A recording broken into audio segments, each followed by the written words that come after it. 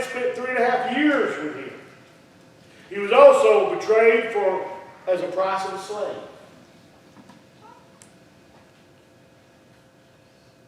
You know, the Bible says, what would you give for your soul?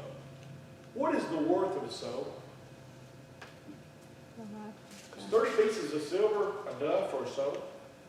20 pieces? You know, we sell out for a lot less. We sell out integrity for a lot less. We sell out our testimony. As I preached on about Daniel's testimony this morning, we sell out our testimony for a lot less. But Joseph here was sold for 20 pieces of silver. Jesus was sold for 30 pieces. What are we selling ourselves for? Just a question. But now let's go a little step further. Reuben comes back in verse number 29 and 30. Reuben panics. Reuben's got a panicked look on his face. When Reuben returns, he finds that Joseph is gone. He panics because he knows his father is going to blame Reuben because Reuben is still the oldest. And Reuben should have been looking out for his brother. Reuben has been on the outs and outs with Jacob ever since he had done that with Bilhah with his father's wife.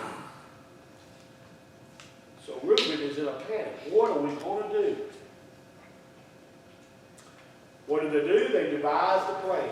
We're going to take his coat. We're going to kill a he-goat. We're going to soak that coat in blood. And then we're going to take it to the father and let the father make a decision.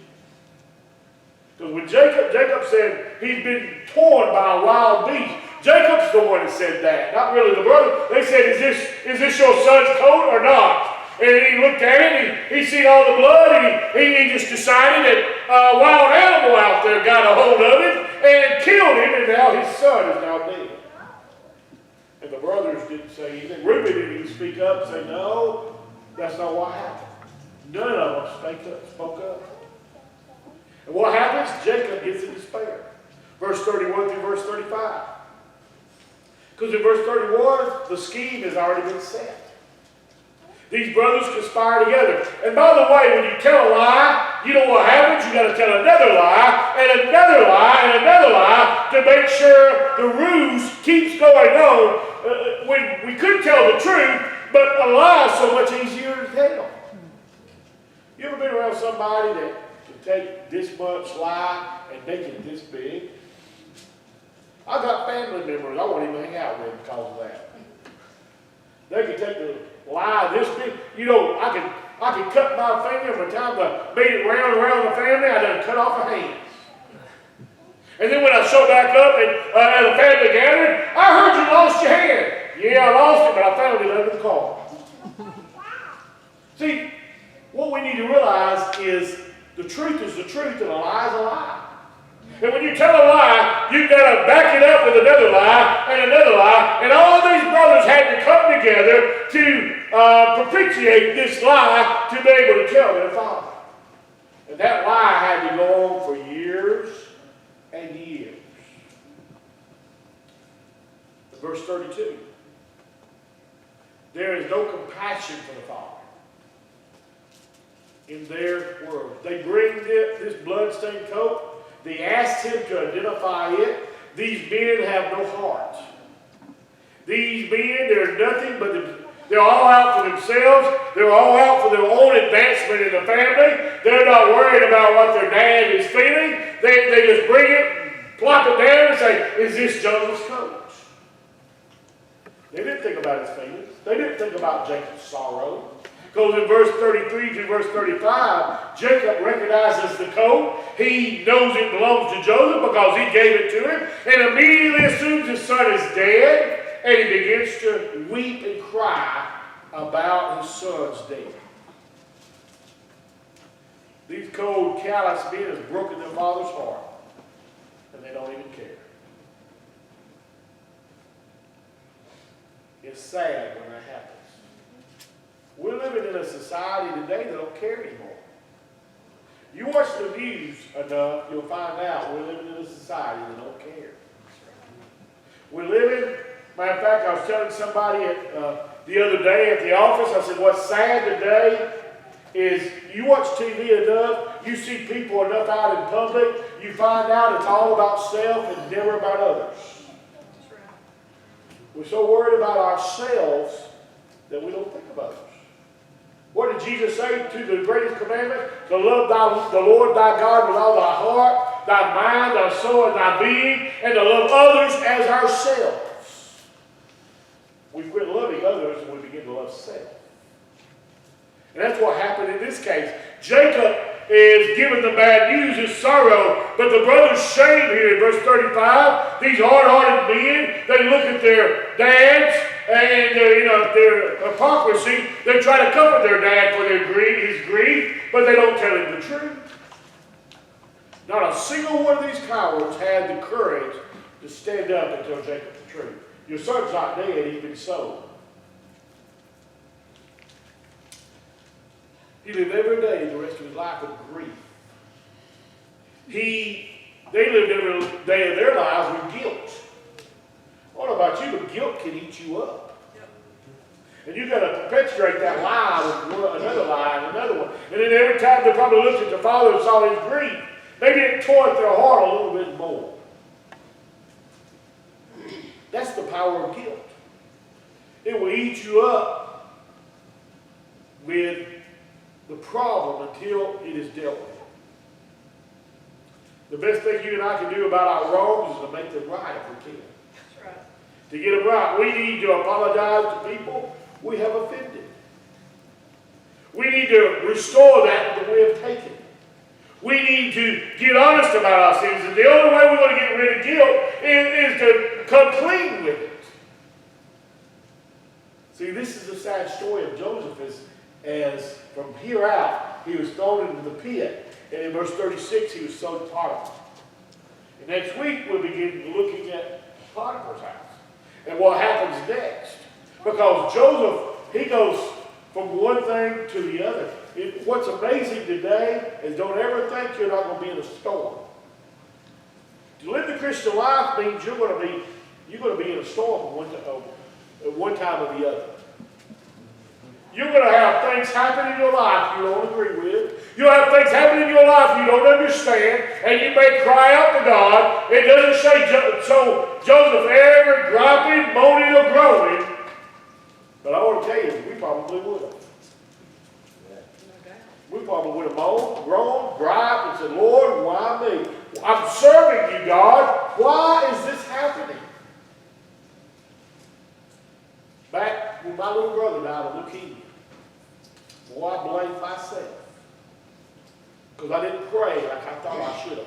I should have prayed and prayed and prayed, and I was the oldest, and I felt like I should have been the one fighting that disease. I was stronger than he was. I was older than he was. I was bigger than he was. I felt like I should have been fighting the disease. But that wasn't God's plan. God's plan was for him to fight the disease.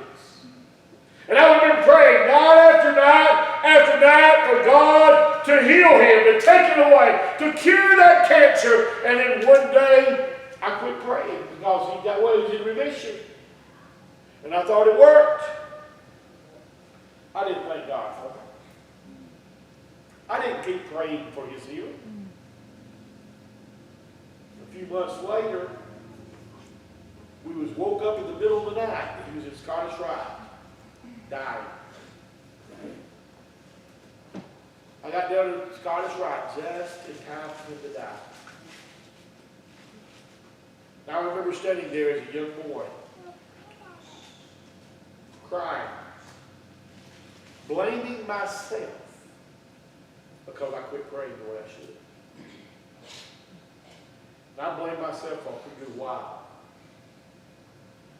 And then the blame game went from me, and I began to blame God. God, you didn't need to take him. God, why? God, you could have spoke the word. God, you healed people in the Bible. Why couldn't you heal him? And I was angry at God for a long time. I blamed God for leukemia. I got angry. And then one day I realized I quit church for a while. And I got back in church. I begin to realize God's plan is not always our plan. Amen. And the more I begin to read, and the more I begin to study, and the more I begin to research, and things that I found out sin is what causes leukemia. Sin is what causes disease.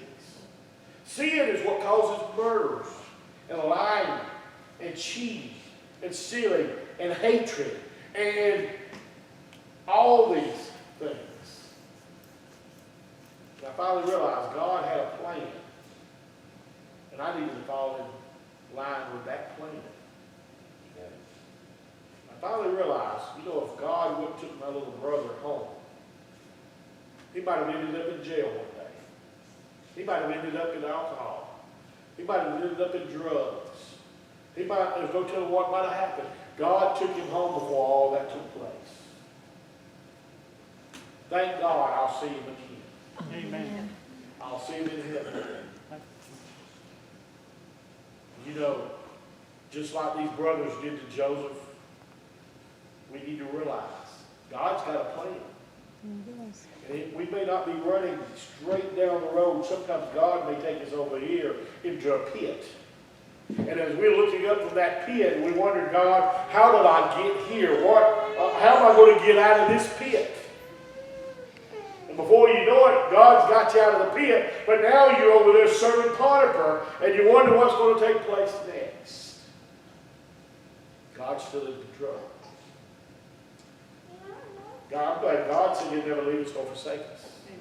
I'm glad God is always there. Even the heartbreak of a shattered dream, God is still there. My dream may not be what God intended for my dream. God may have to change your dream. I'm glad he did, because if I'd have married the girl I was dating before I met Melissa, but I'd been in bed. She believed in dating more than one guy at one time. That means she had multiple boyfriends at one time. Melissa told me I was her only single. Guess what? God loved you so much that you're precious in his sight. And I'm glad to say, even when our dreams get broken, God can give us another dream. And he can lead us all the way down to the end. And later on, we'll see how God led Joseph all the way to the palace. But he had to go through some things to be trained to get there. Sometimes we want to be up here, don't we? We want to be on the top. But to get up there, you got to climb up the ladder. You go, and not to knock people off the ladder, but we got to learn some things here to where when we do get up here, we don't know what to do when we get up there. Because there's a lot of people being put up on the top of the ladder, and they have no clue what to do when they get up there. They make bad decisions. Joseph, he had to take one step at a time, and by the time he got up here, he knew what to do because God had trained him what to do. When I started pastoring my first church, I wanted to pastor about 10 years before I pastored. But God had to train me, teach me what I needed to do, because if I would have had compassion for people, I might have popped somebody upside the head with a hammer. As a pastor, sometimes I get spoken to, what's the word I'm looking for? Meanly? You ever had somebody get in your face and with bad breath and try to scream at you? Oh. Had that happen. But see, my dream is to see God do something great in the kingdom of God and in this church. I got a vision for the next 5 years what God's going to do in Depot Baptist Church. With a new fellowship hall, extending the building. Once we get the building extended, I'm praying for a vision that God will have to make us build a new building. And then turn this all into a youth center. Amen. I like to see God do some great things. I want to dream big. I don't want to dream little. Amen. Well, preacher, I just want to add maybe a couple more pews. No, I want to add a whole new building. I want us to have to go into a building program out here to where we have to build a new building because we ain't got enough room to put people. See, that's a dream. That's a vision that God can give us. Joseph had a dream. He had a vision of where God's going to take him to. But it takes steps to get there. Will you you meet me at the altar tonight? Let's dream big. As Joseph, dreams got shattered right here in this pit. We're going to have setbacks, but we can keep marching forward. And let God lead us in this dream.